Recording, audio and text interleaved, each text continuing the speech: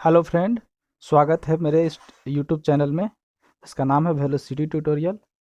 दोस्तों, आज हम लेके आए हैं एक करेंट अफेयर्स का टॉपिक, भारत और चीन के बीच जो संबंध है उसके बारे में।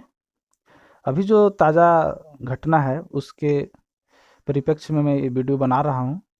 तो जैसा कि पता होगा कि भारत चीन के बीच 42 दिन से जारी तनाव जो है अब गहराता जा रहा है। सोमवार रात लद्दाख के पास गलवान घाटी में भारत और चीन के सैनिकों के बीच हुई हिंसक झड़प में भारत के 20 जवान शहीद हो गए। इस झड़प में चीन के भी 43 सैनिकों के हताहत होने की खबर है, लेकिन चीन ने अभी तक इसे कबूला नहीं है और वो कबूलेगा भी नहीं, क्योंकि वो लोकतांत्रिक देश नहीं है। जो कि सारा बात वो अपना जनता को भी, यहाँ तक कि अपना जनता को भी वो पूरा क्लियर नहीं बताता है। पिछले महीने 5 मई को पूर्वी लद्दाख में दोनों सेनाओं के 200 सैनिक आमने सामने आ गए थे।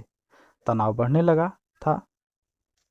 फिर दोनों देशों के बीच बातचीत भी हुई और तनाव थोड़ा कम भी हुआ, लेकिन सोमवार रात को हिंसक झड़प होने के बाद तनाव और बढ़ गया है। लेकिन ये पहली बार नहीं है जब चीन ने इस तरह की हरकत की हो।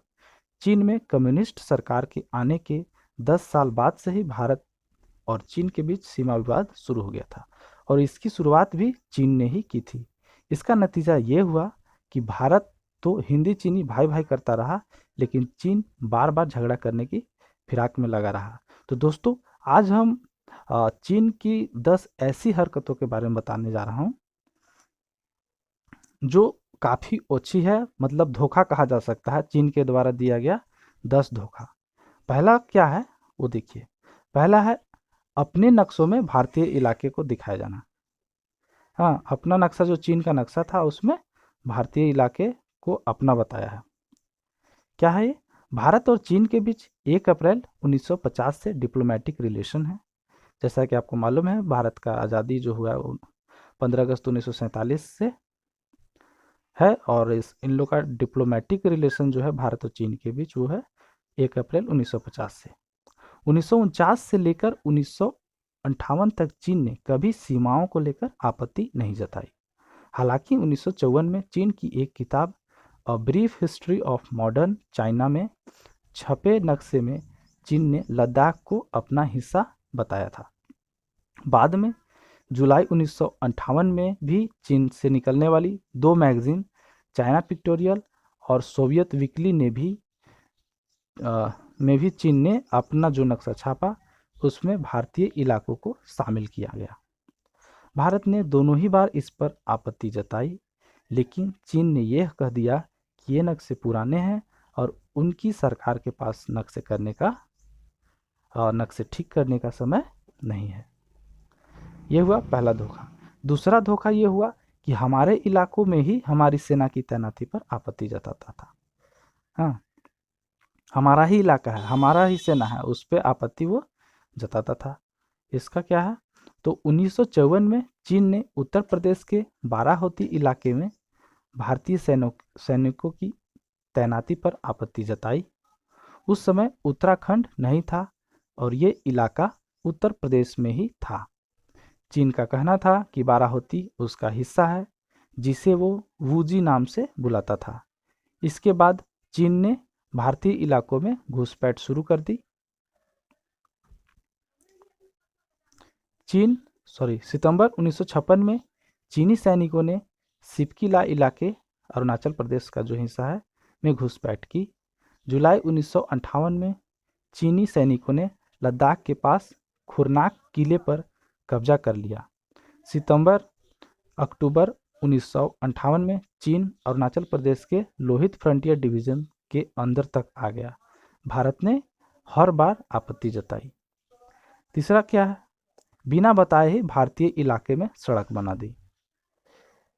तो अखबार के माध्यम से ये भारत को पता चला कि चीन ने शिजियांग से लेकर तिब्बत के बीच एक हाईवे बनाया है और इसकी सड़क अक्साई चीन से भी गुजरी है, जो भारतीय हिस्से में है। इसे कंफर्म करने के लिए 1958 की गर्मियों में भारत ने 2 टीम अक्साई चीन भेजी। चीन ने पहली टीम को तो गिरफ्तार ही कर लिया। 2 टीम गया था, उसमें से एक टीम को गिरफ्तार कर लिया। दूसरी टीम जो लौट कर आई, उसने बताया कि सिजियांग तिब्बत हाईवे बनकर तैयार है और उसकी सड़क अक्साई चीन से भी गुजर रही है। इस पर भारत ने 18 अक्टूबर 1948 को चीन को लेटर भी लिखा। चीन का जवाब आया कि जो हाईवे बना है वो पूरी तरह से चीन के हिस्से में है। और एक्चुअली में बात किया जाए तो जो सड़क बना था वो भारत का क्षेत्र में था, वो मैकमोहन लाइन से बहुत अंदर था भारत के क्षेत्र में। चौथा है, चीन के राष्ट्रपति ने भारतीय इलाकों को अपना हिस्सा बताया। पूरी स्थिति पर उस समय प्रधानमंत्री जवाहरलाल नेहरू ने चीन के राष्ट्रपति झोउ इन लाई को पत्र लिखा। इस पर झोउ ने 23 जनवरी 1959 को जवाब दिया और सीमा विवाद का मुद्दा उठाते हुए दावा किया कि उसका 5000 स्क्वायर मील करीब 13,000 स्क्वायर किलोमीटर का इलाका भारतीय सीमा में है। ये पहली बार था जब चीन ने आधिकारिक रूप से सीमा विवाद का मुद्दा उठाया। झोउ ने यह भी कहा कि उनकी सरकार 1914 में तय हुई मैकमोहन लाइन को नहीं मानती। मैकमोहन लाइन 1914 में तय हुई थी। इसमें 3 पार्टियां थी, ब्रिटेन, चीन और तिब्बत। उस समय ब्रिटिश इंडिया के विदेश सचिव थे सर हेनरी मैकमोहन और उन्हीं के नाम पे मैकमोहन लाइन नाम रखा गया था। उन्होंने ब्रिटिश इंडिया और तिब्बत के बीच 890 किलोमीटर की सीमा खींची। इसे ही मैकमोहन लाइन कहा गया। इस लाइन में अरुणाचल प्रदेश को भारत का हिस्सा ही बताया था। इस मैकमोहन लाइन में अरुणाचल प्रदेश को भारत का हिस्सा बताया था। हालांकि आज़ादी के बाद चीन ने दावा किया कि अरुणाचल तिब्बत का दक्षिणी हिस्सा है और क्योंकि तिब्बत पर अब उसका कब्जा है इसलिए अरुणाचल भी उसका हुआ। जबकि भारत का कहना है कि जो भी ब्रिटिशों ने तय किया वही भारत मानेगा।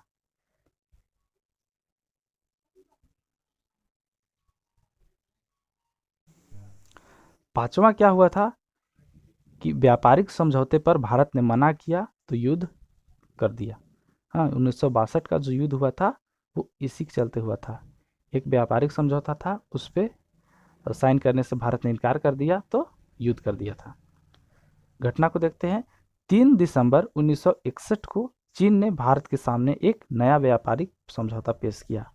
इस पर भारत ने साफ कर दिया कि जब तक चीन 1954 से पहले की स्थिति पर नहीं आता और अपने सैनिकों को वापस नहीं बुलाता तब तक वह हस्ताक्षर नहीं करेगा। इसका नतीजा ये हुआ कि भारत चीन के बीच जो पहले व्यापारिक समझौता हुआ था वो 23 मई 1962 को खत्म हो गया।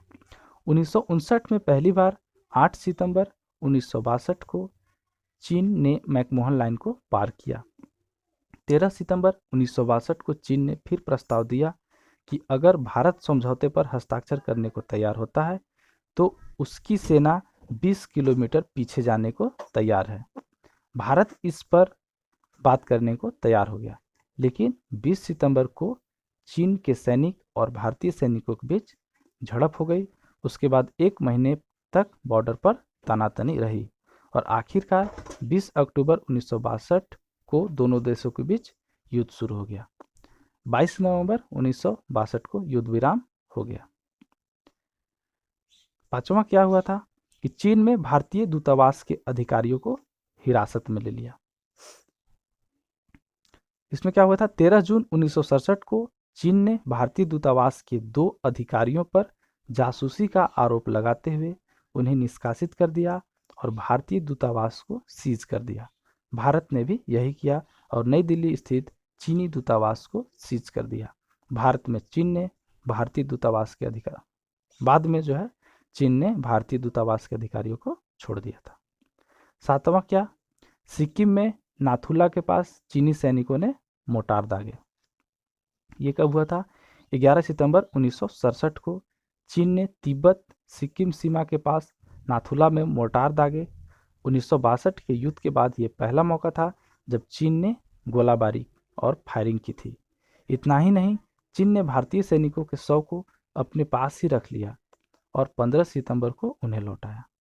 न सिर्फ नाथुला बल्कि छोला के पास भी भारत चीन के सैनिकों के बीच लड़ाई हुई।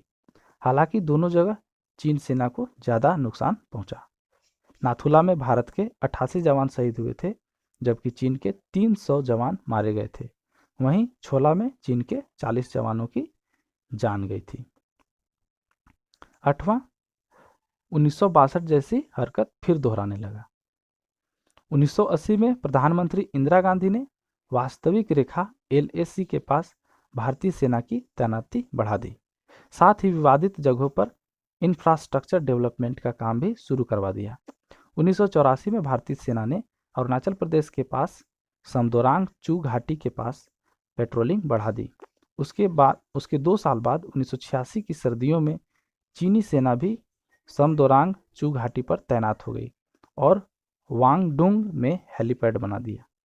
चीन की इस हरकत पर उस समय के आर्मी चीफ जनरल के सुंदराजी ने इलाके में सेना तैनात कर दी। इससे चीनी सेना को पीछे जाना पड़ा। 1987 तक चीन का रुख 1962 की तरह ही रहा और उसकी सेना बार बार उकसा रही थी। हालांकि उस समय विदेश मंत्री ND तिवारी और प्रधानमंत्री राजीव गांधी ने बातचीत से मसला सुलझा लिया। नामा में क्या था? अरुणाचल प्रदेश के अफसर को वीजा नहीं दिया। उसके पीछे इसका क्या कहना था? चीन शुरू से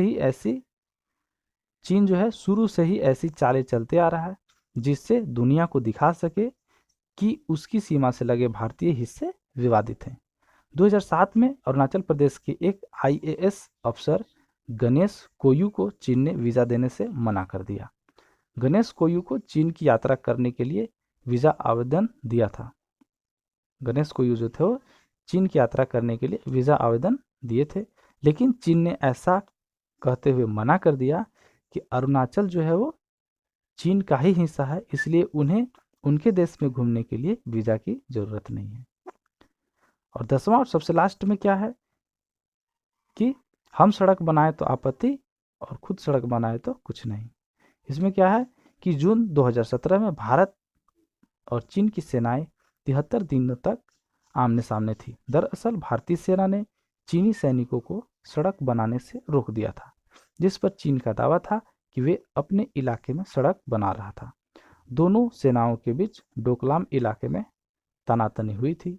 ये इलाका उस जगह है जहां भारत, चीन और भूटान की सीमा मिलती है। इसे भूटान में डोकलाम और भारत में डोकाला कहता है। बाद में फिर दोनों आपसी सहमति से दोनों सेनाएं पीछे हटी थी। तो ये था भारत और चीन के बीच संबंध, कैसा संबंध रहा है। भारत तो मानता रहा है हमेशा से कि भारत चीनी भाई भाई, संबंध को मधुर बनाने का कोशिश किया जाता रहा भारत की तरफ से। लेकिन चीन ऐसा नहीं करता है। चीन हमेशा ही धोखेबाजी, कुछ न कुछ जरूर धोखेबाजी करता है सीमा पे। कभी नागरिकों को मार के भगा देता है, कभी खुद घुस आता है भारतीय क्षेत्र में। तो इस तरह से चीन जो है एक धोखेबाज देश है। दोस्तों आज के लिए इतना ही।